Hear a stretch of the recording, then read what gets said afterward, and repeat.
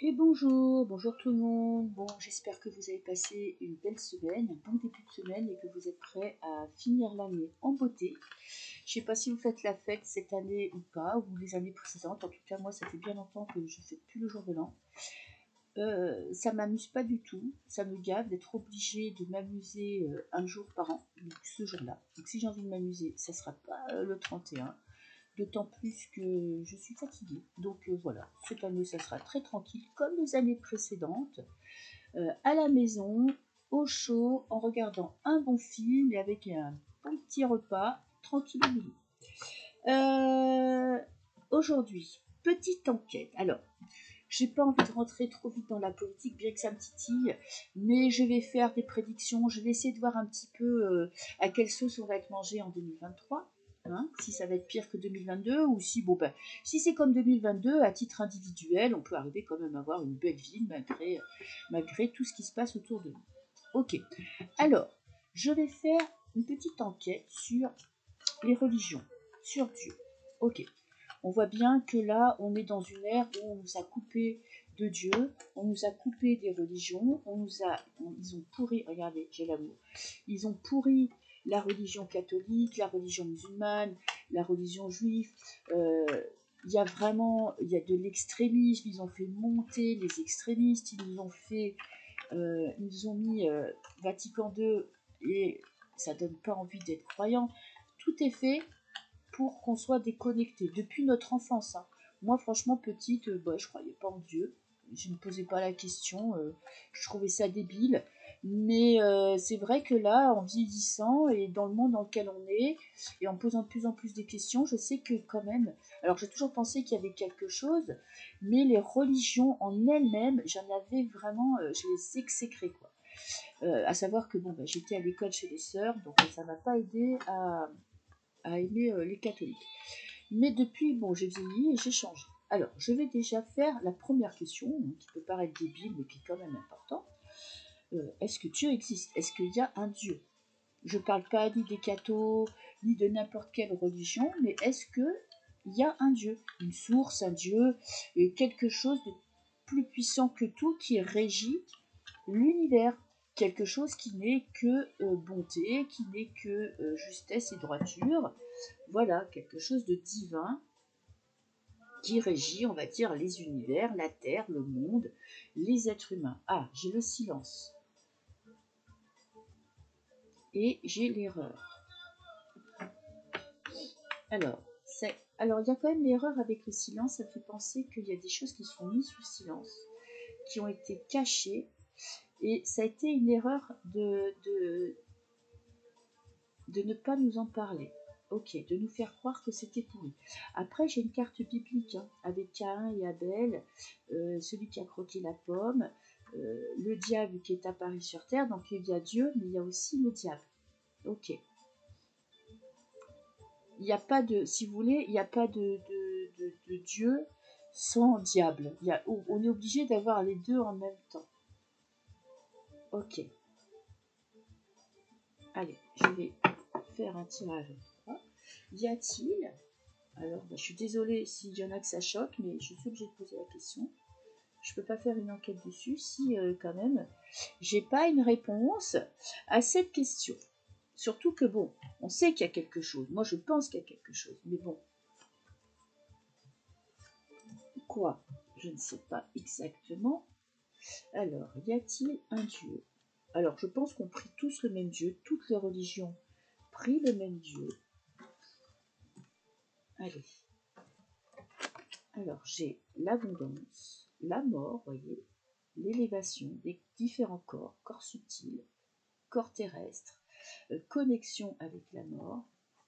Après ces rencontres, il serait débile de croire que quand on meurt, eh ben, le corps est enterré, il ne se passe plus rien, parce que ça, c'est tous les corps qui sont non palpables, les corps éthériques.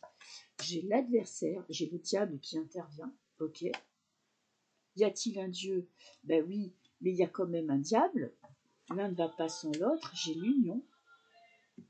Et j'ai la réponse. Ouh, j'ai l'amour en réponse. Donc la réponse est vraiment, c'est un grand oui. Il y a un Dieu, il y a de l'amour, il y a quelque chose que l'on ne peut pas toucher, que l'on ne peut pas voir, qui peut nous amener de l'opulence, de la richesse, mais il y a aussi le diable. Parce que c'était ma question. Y a-t-il un diable? Et peut-être que je ne sais pas si je la ferai dans cette vidéo, mais je la ferai quand même pour savoir qui il est. Mais voilà, il n'y a pas de... Il n'y a pas que Dieu. Il n'y a pas qu'une source d'amour. On a des corps, avec cette carte-là, ça me dit qu'on a des corps qui sont au-delà du terrestre. Avec l'union, j'ai la fusion. Ça peut être la fusion, vous voyez, de nos corps terrestres et nos corps subtils. Ça peut être la fusion de Dieu et du diable. Ça peut être beaucoup de choses. Ça peut être nous qui sommes unis, qui cherchons des alliances avec Dieu pour combattre le diable. En tout cas, il y a des alliances. Et la réponse est un grand oui. Hein. J'ai que des cartes positives, à part voilà Satan qui se met là, le diable qui se met là pour dire attention mes cocos, vous croyez en Dieu, c'est bien, mais moi aussi je suis là.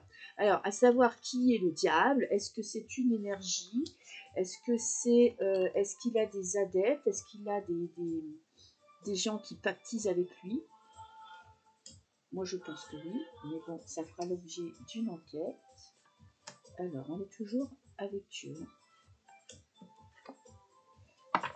Et vous voyez, j'ai toujours Caïn et Abel, donc la religion, le côté négatif de la religion. Après, il y a peut-être eu des mensonges.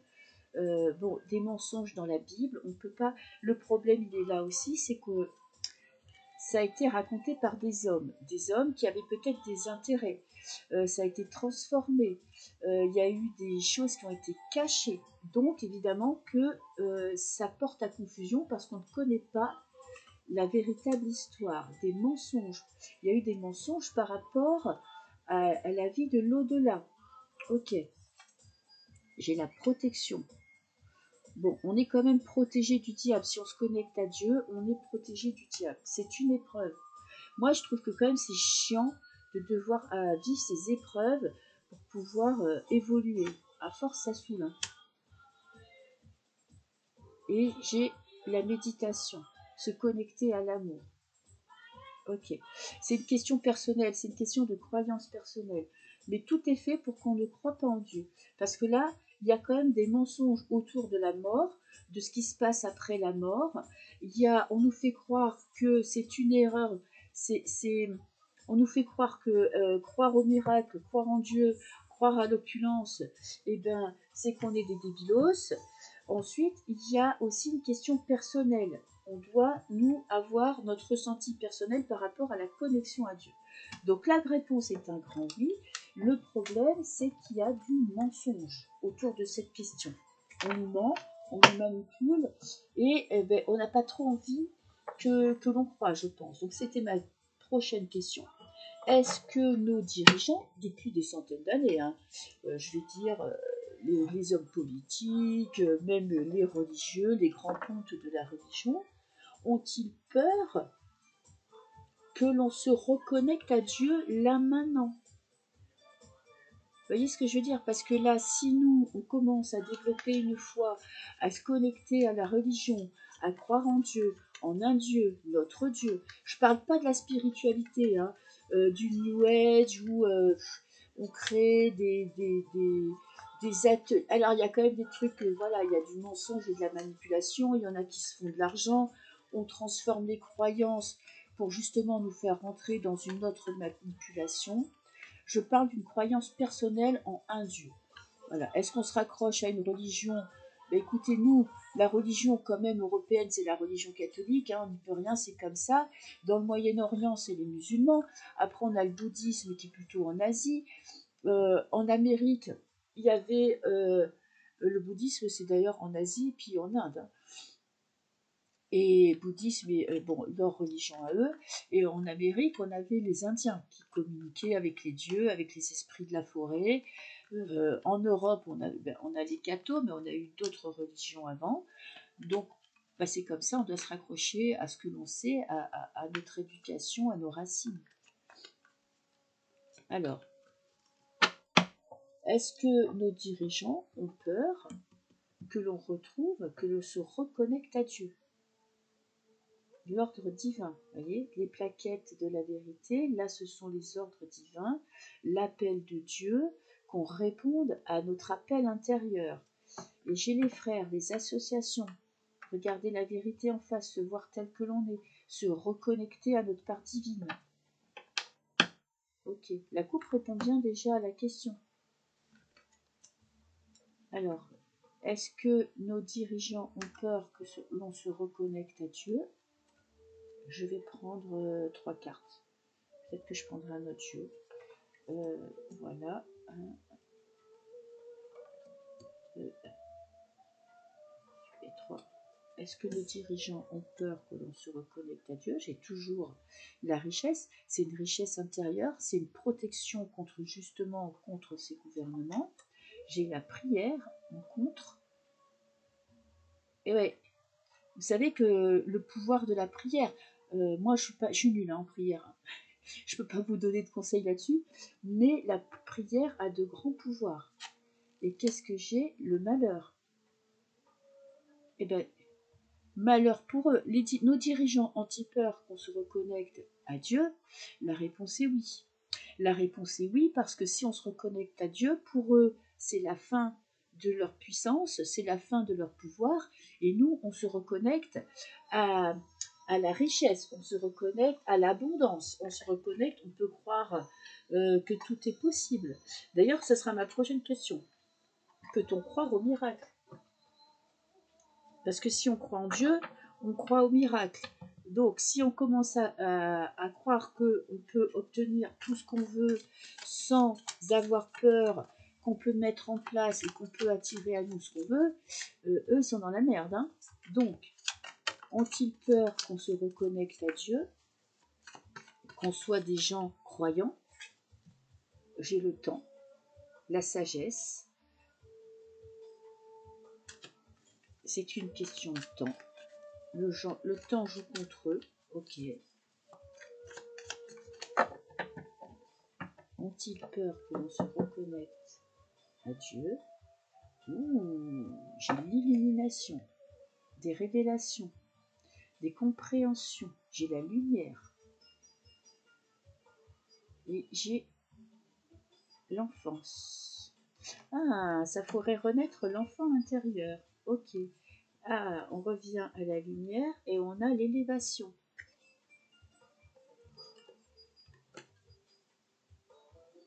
Effectivement, ils ont peur parce que là, on n'aurait plus peur du noir, on n'aurait plus peur des étoiles, on n'aurait plus peur de l'au-delà. Vous voyez, on a le soleil et la lune, donc on se reconnecte aux astres, on se reconnecte au divin. Notre réseau ne ferait qu'augmenter. J'ai le printemps, j'ai le renouveau et la chance. Et oui, ce ne serait pas du tout bon pour eux qu'on se reconnecte au divin. On pourrait même les faire flipper. Hein. Alors, ont-ils peur qu'on se reconnecte à Dieu?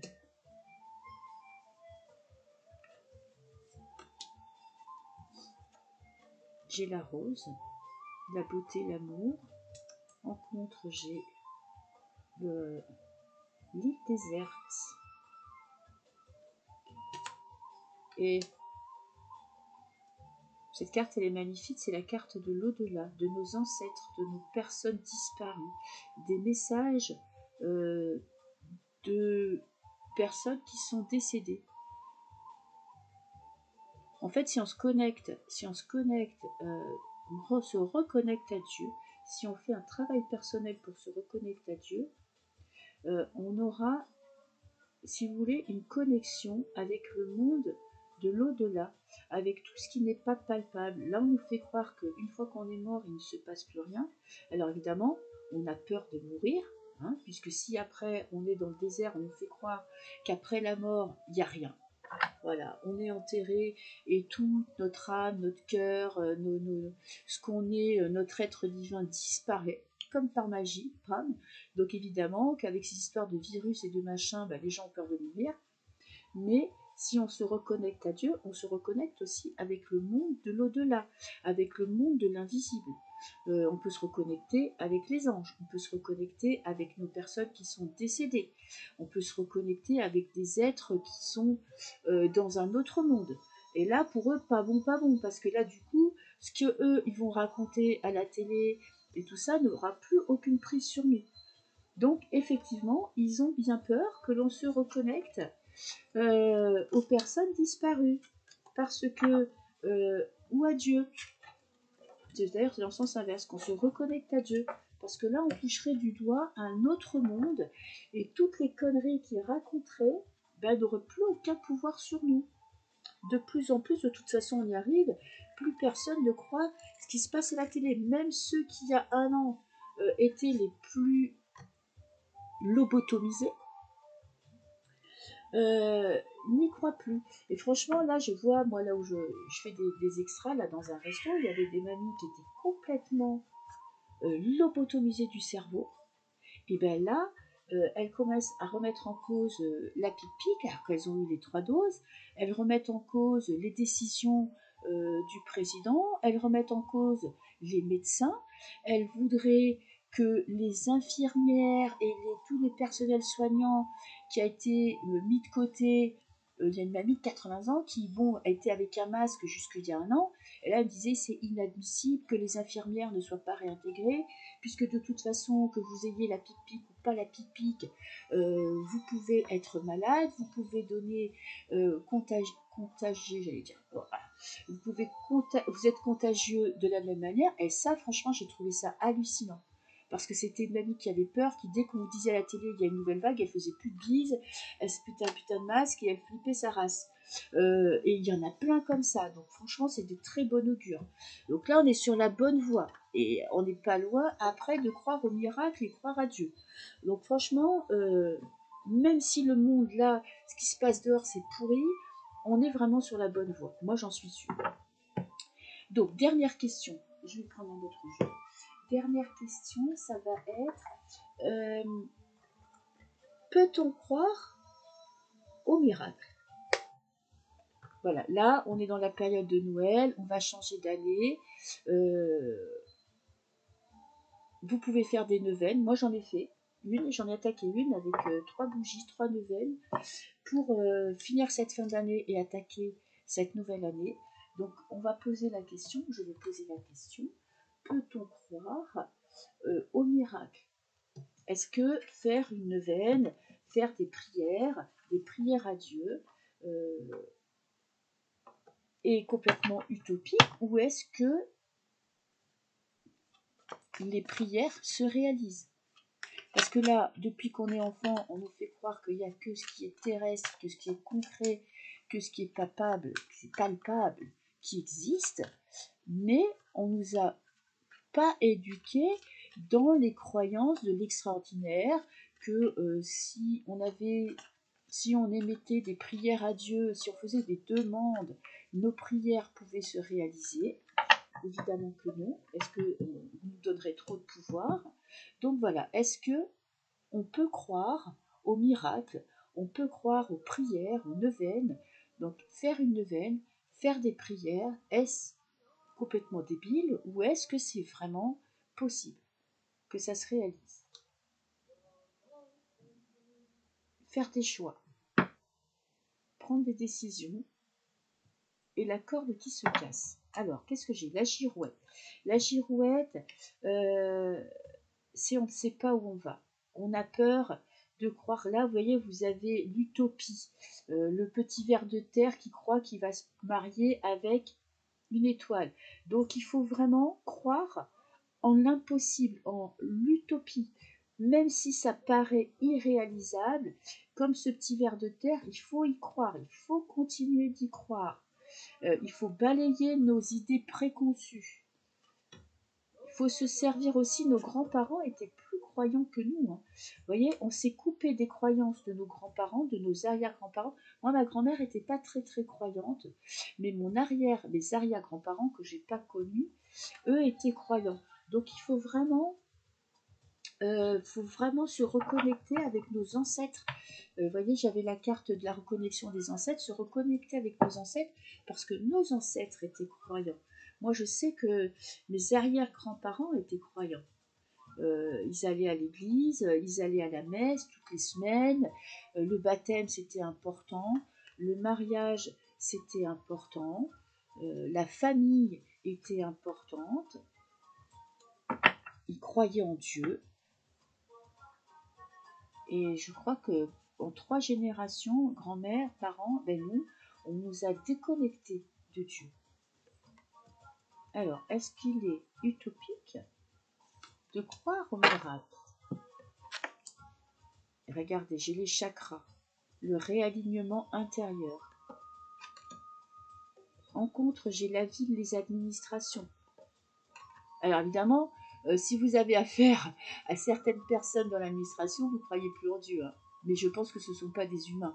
Il y a des gens qui se sont déconnectés de l'humanité. Donc là, ce qui vient en compte, c'est la ville. C'est on va dire le modernisme à l'excès, la consommation. Tout ce qui est se connecter qu'à un monde matériel va à l'encontre des croyances.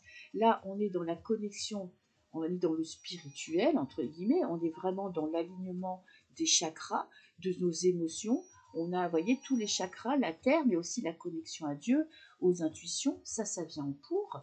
Donc les miracles, eh ben, il faut être aligné intérieurement, il faut être croire, il faut se détacher de ce qu'on nous balance dans la gueule en ville. Il suffit de mettre en place les puzzles, les croyances, de s'enlever les fausses croyances. Ce qui pourrait nous empêcher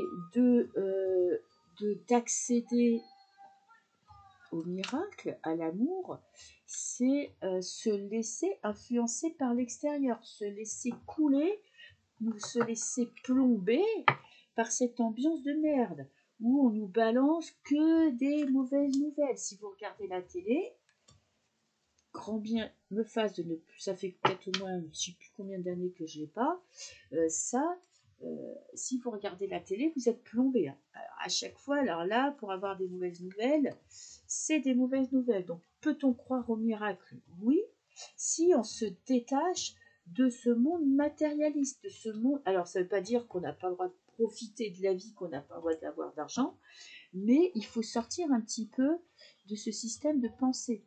Il faut voir grand, il faut voir loin, il faut décider, il faut prendre des directions, il faut agir, mettre en place des stratégies. Oui, ce qui peut nous plomber, ce qui peut nous empêcher de croire au miracle, ce qui peut empêcher au miracle de se réaliser, c'est de rentrer dans le système de pensée de nos dirigeants.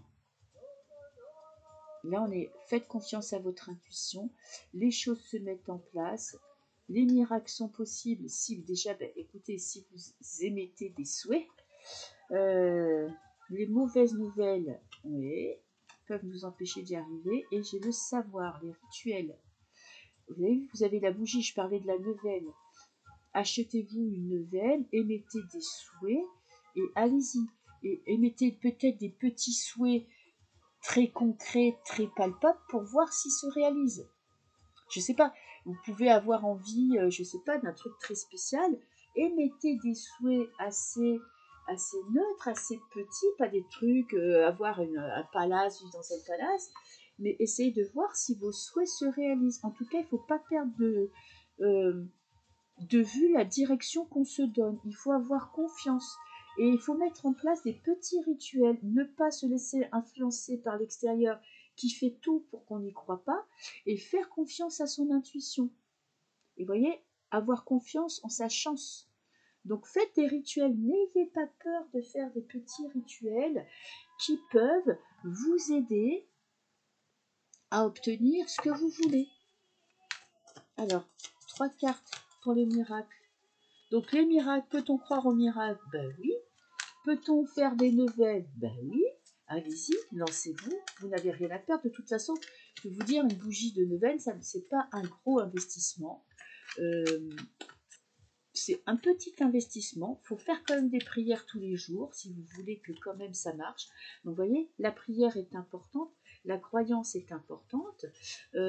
Croire avoir un cap, c'est important. Donc, si vous voulez, je pense que c'est le moment de faire une petite neuvaine et d'avoir, vous voyez, on a le monde matérialiste, le monde de la consommation, et on a les plaisirs à deux, le partage. Ça nous déconnecte. Le monde de la consommation, de la surconsommation, nous déconnecte de nos amis, de notre partenaire, de nos connexions d'âme, nous déconnecte aussi peut-être aussi de notre âme. C'est même pas peut-être, c'est même sûr. Hein. Donc il faut se reconnecter à des choses plus simples. De toute façon, je vais vous dire, ça va pas aller en s'arrangeant. L'économie est en train de sombrer. Elle a déjà coulé, mais on est dans un semblant de normalité. Mais il y a un moment donné, ça va craquer. L'élévation, quitter les terres arides pour une élévation et la communication. Peut-on croire au miracle? Il suffit d'y croire, il suffit d'élever son esprit, de faire des vœux, de quitter ce monde dans lequel ils veulent nous laisser, de croire en l'amour. Et moi, je vous dis, faites des neuvaines, faites des prières, allumez des bougies et faites des souhaits. Et j'ai la communication qui est importante. Parlez avec Dieu ou parlez avec votre ange gardien. On a tous un ange gardien, vous pouvez le trouver sur Internet par rapport à votre heure de naissance et votre date de naissance. Donc, communiquez avec les anges, avec votre ange gardien, émettez des souhaits, émettez des vœux, et je pense que ça pourrait se réaliser. Voilà, voilà. Écoutez, je vous souhaite une très belle journée. Allumez des bougies, faites des souhaits et on verra si ça se réalisera cette année. Voilà, bisous, bonne journée.